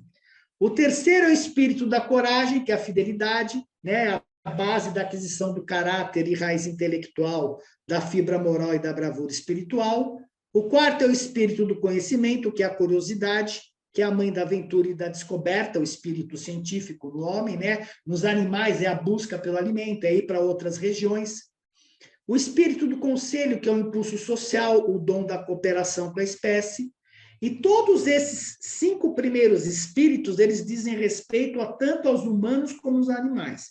Eles foram desenvolvidos no reino animal, até que quando chegaram os primeiros seres humanos, Andon e Fonta, apareceu o espírito da adoração, que é o que distingue o animal do qual está associado das criaturas sem alma, mas com dotação mental, e o espírito da sabedoria, né? Que é o instinto espiritual. A gente vai ver num lugar mais detalhes sobre esses espíritos aqui. E quando a gente olha a esfinge, está na cara o que acontece aqui, né? Olha o espírito da intuição. Essa primeira parte, dos 5 primeiros ajudantes, estão relativos a quem? A parte animal. O ajudante da intuição, a princípio, apenas o espírito da intuição podia funcionar no comportamento de instintos e reflexos da vida animal primordial. O espírito da compreensão, com a diferenciação dos tipos mais elevados, o espírito da compreensão tornou-se capaz de dotar tais criaturas com a dádiva da associação espontânea de ideias. Está vendo de onde vem a associação? Que é super importante para o nosso entendimento e desenvolvimento como seres humanos. O ajudante da coragem, que mais tarde observamos o espírito da coragem entrar em ação. Os animais em evolução realmente desenvolviam uma forma incipiente de autoconsciência e proteção.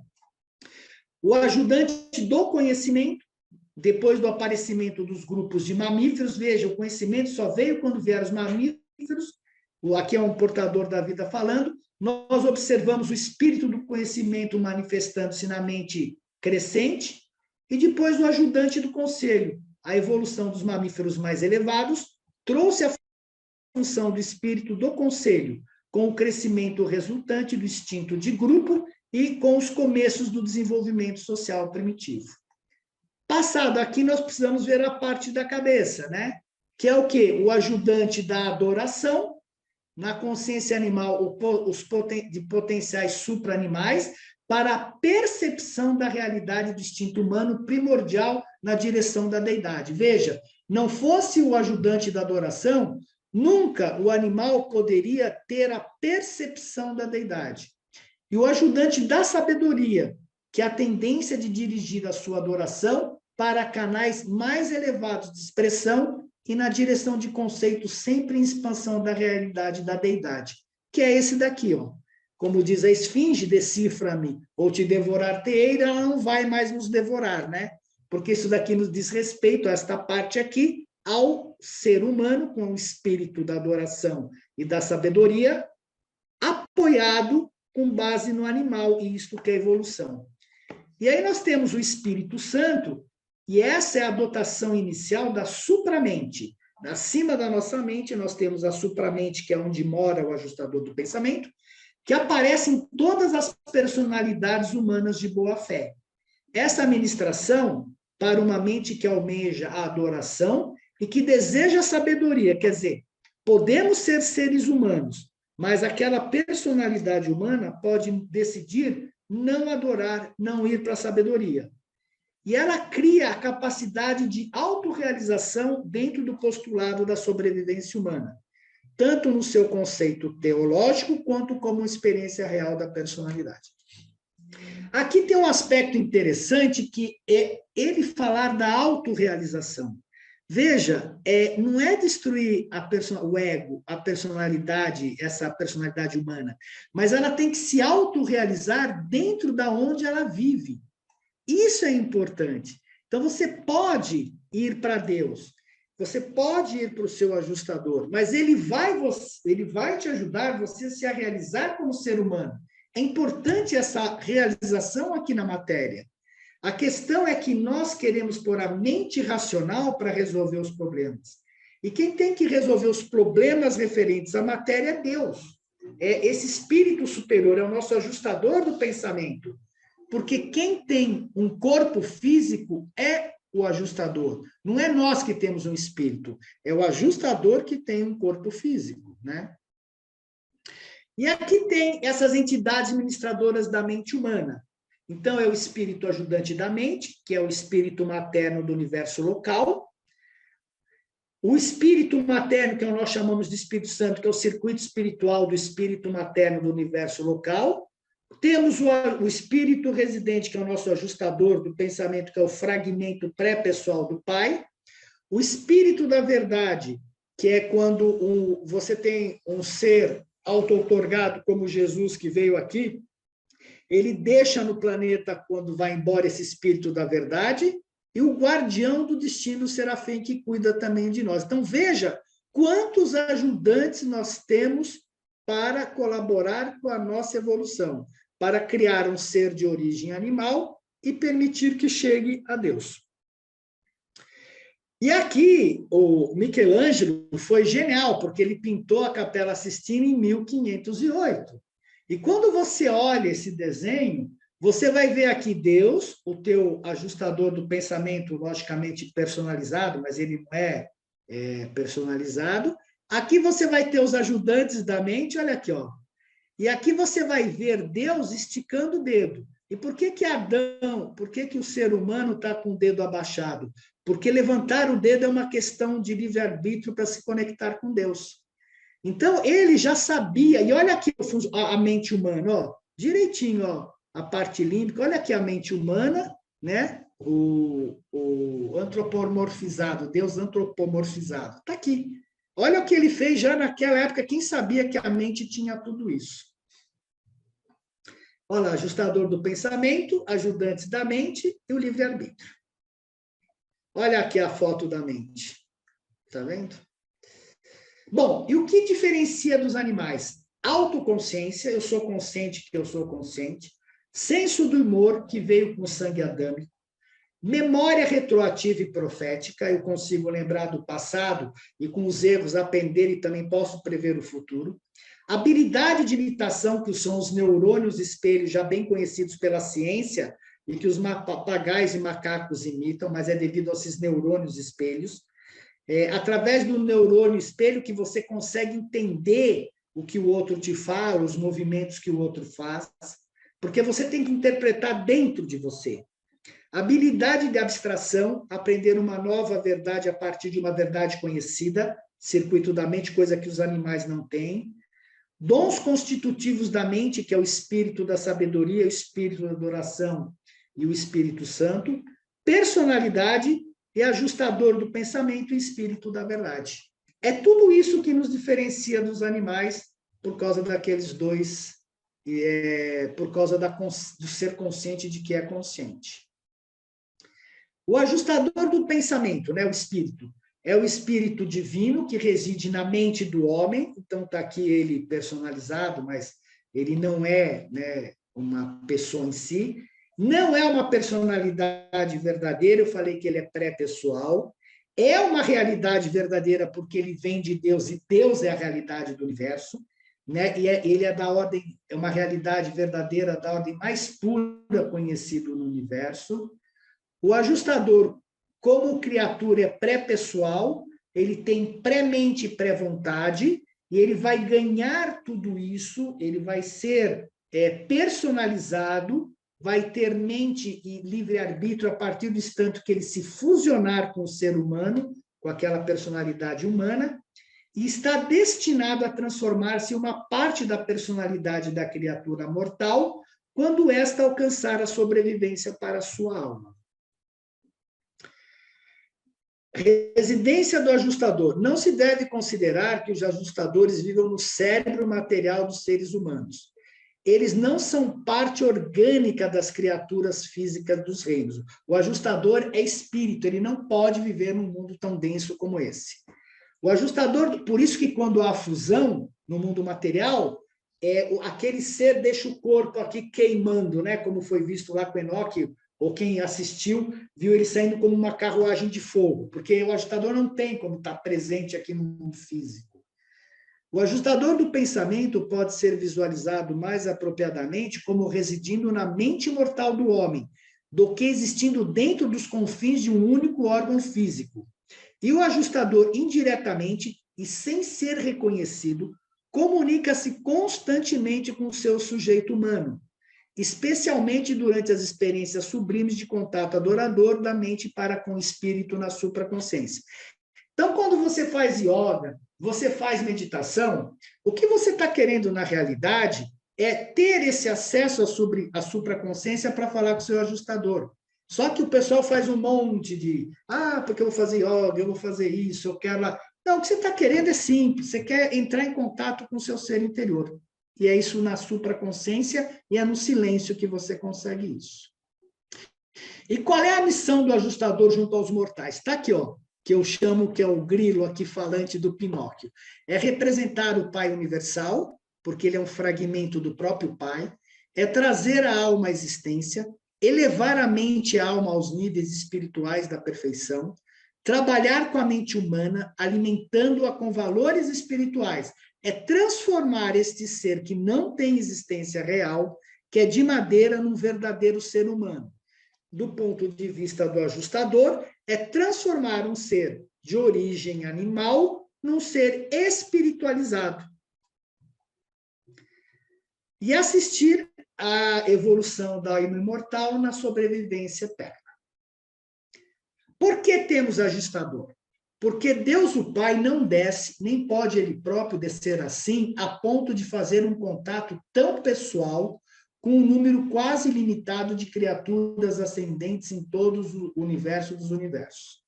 Ainda que Deus, o Pai, não possa estar convosco por meio de uma manifestação direta de personalidade, ele está em vós, sendo parte de vós, na identidade dos ajustadores do pensamento residente.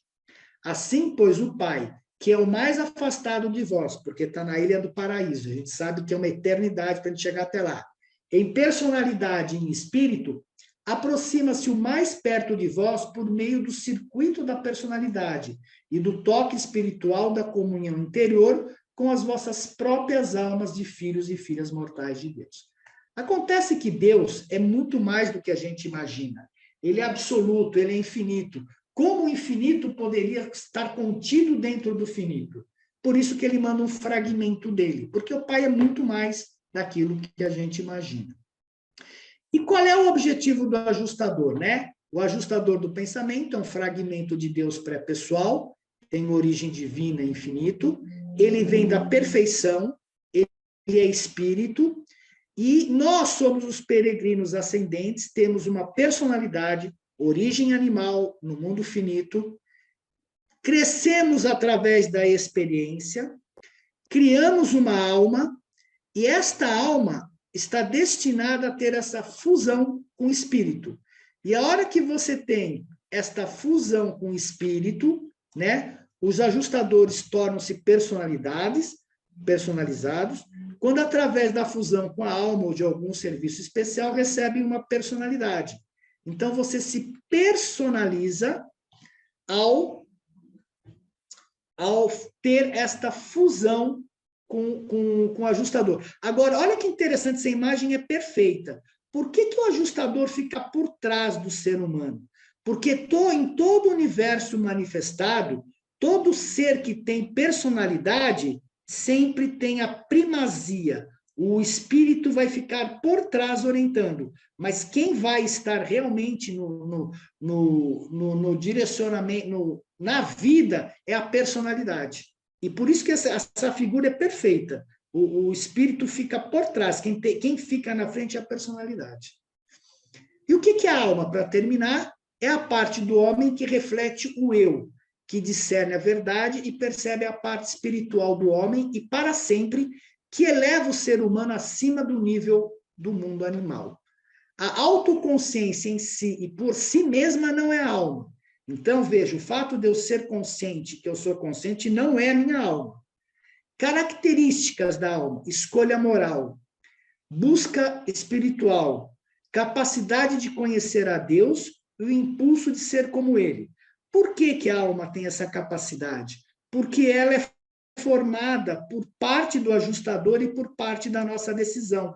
Então, é uma mescla do espiritual com o moroncial. E por isso que é fundamental os seres que decidirem não ir para o mundo espiritual, eles não têm mais como viver, eles não têm como continuar no universo, porque tudo tem que caminhar para a espiritualização.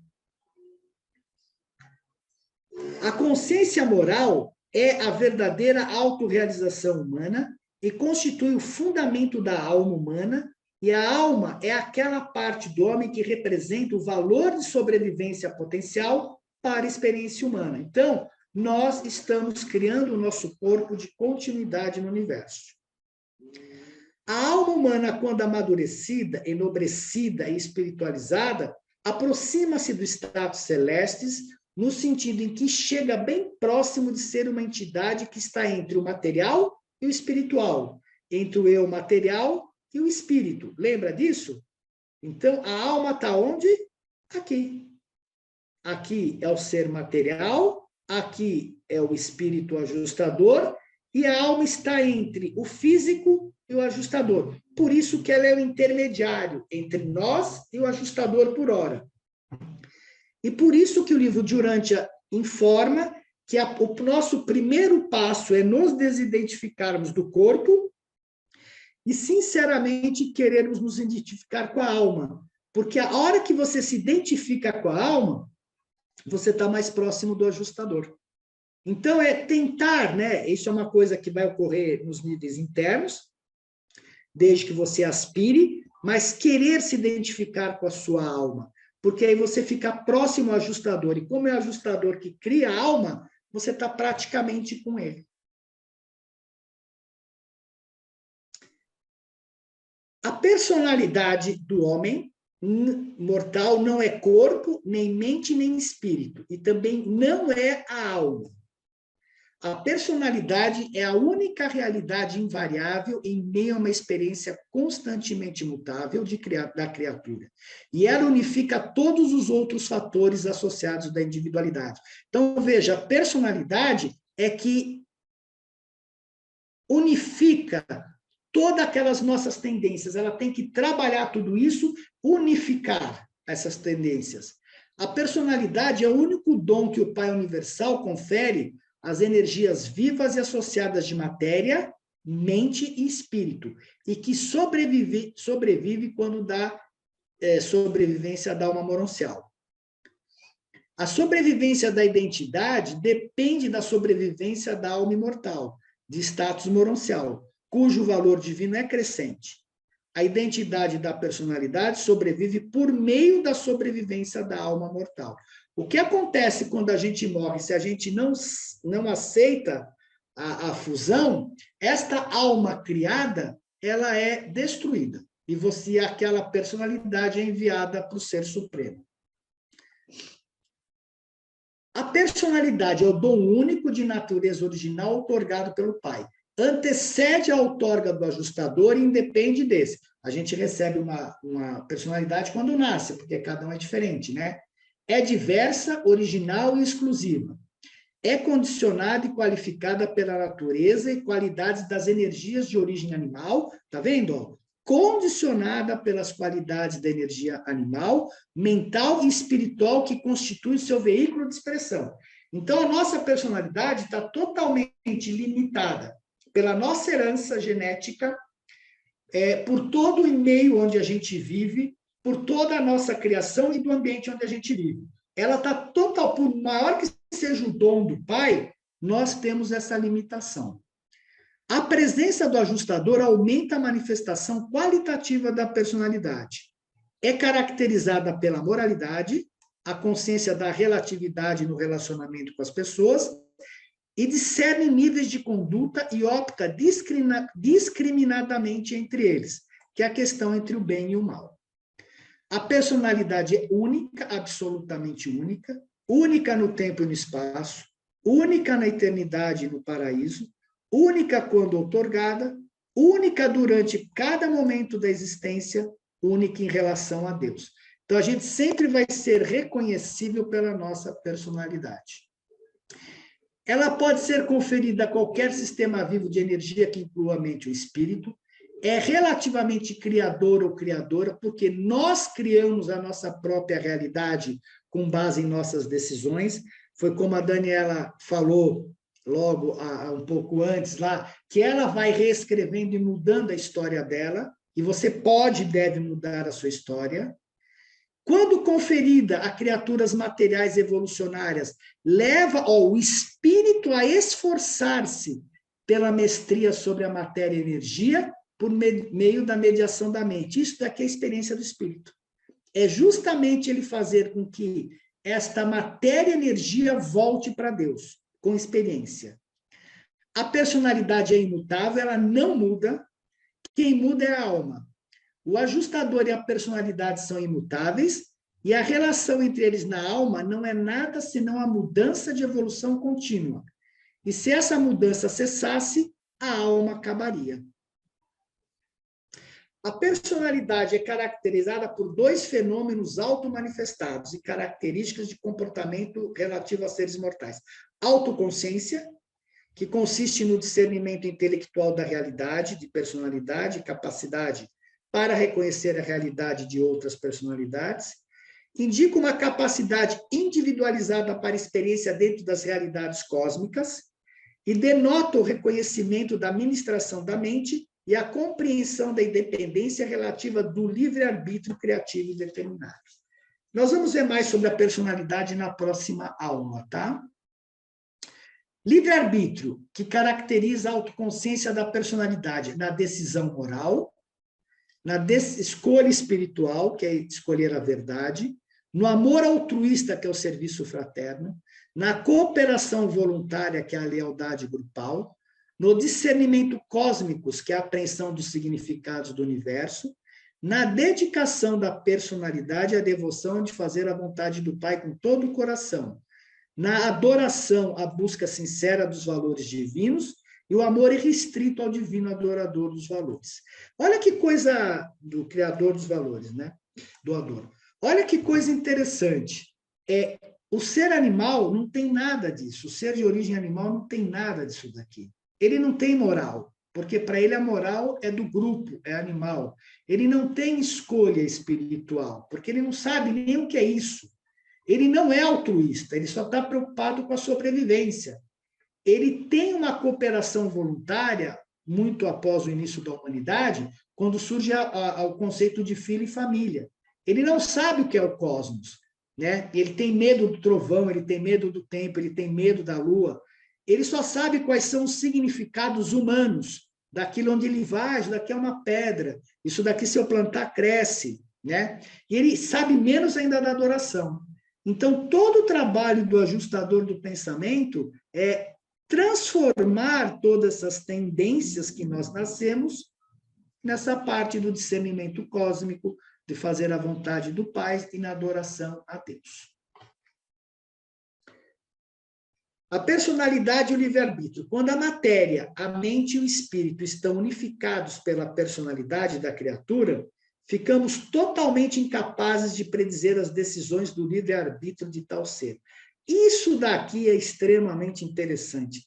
Por isso que talvez a gente passe por tantas provas no universo.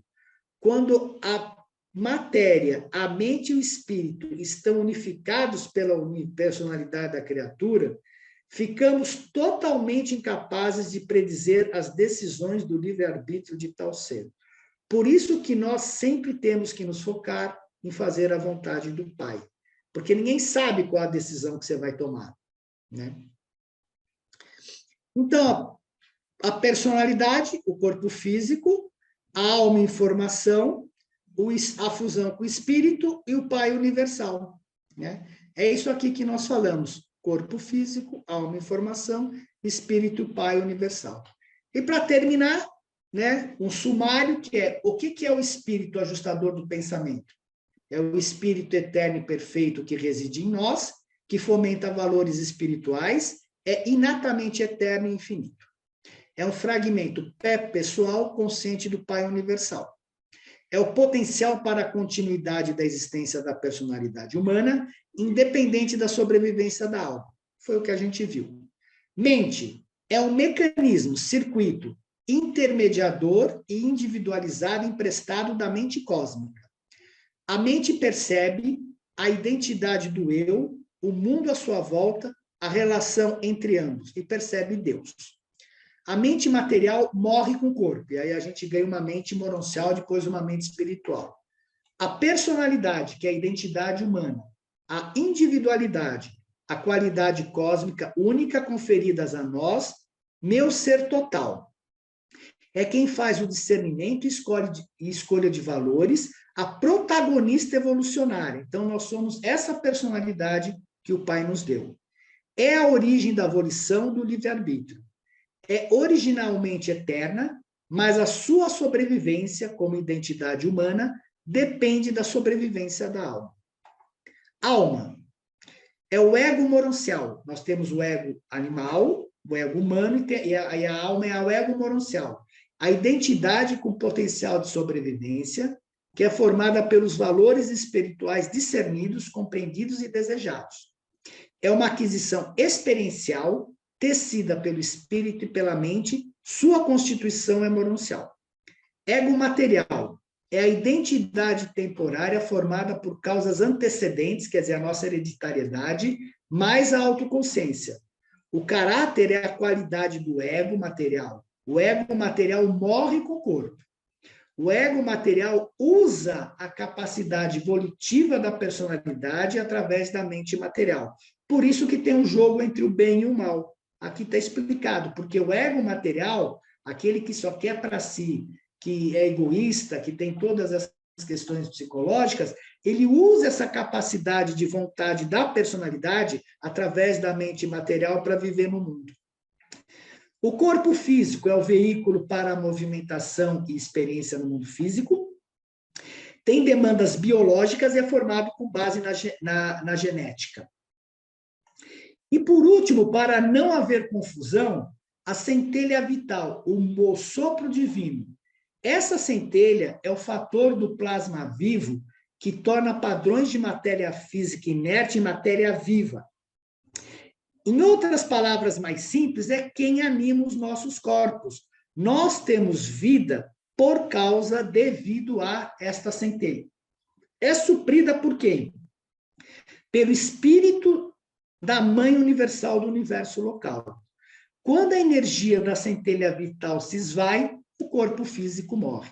Então, veja que essa centelha vital não tem nada a ver com o espírito, nem com a mente, nem com a personalidade, nem com a alma, nem com o corpo físico. É um dom da ministra divina do nosso universo que passa isso para nós. Legal?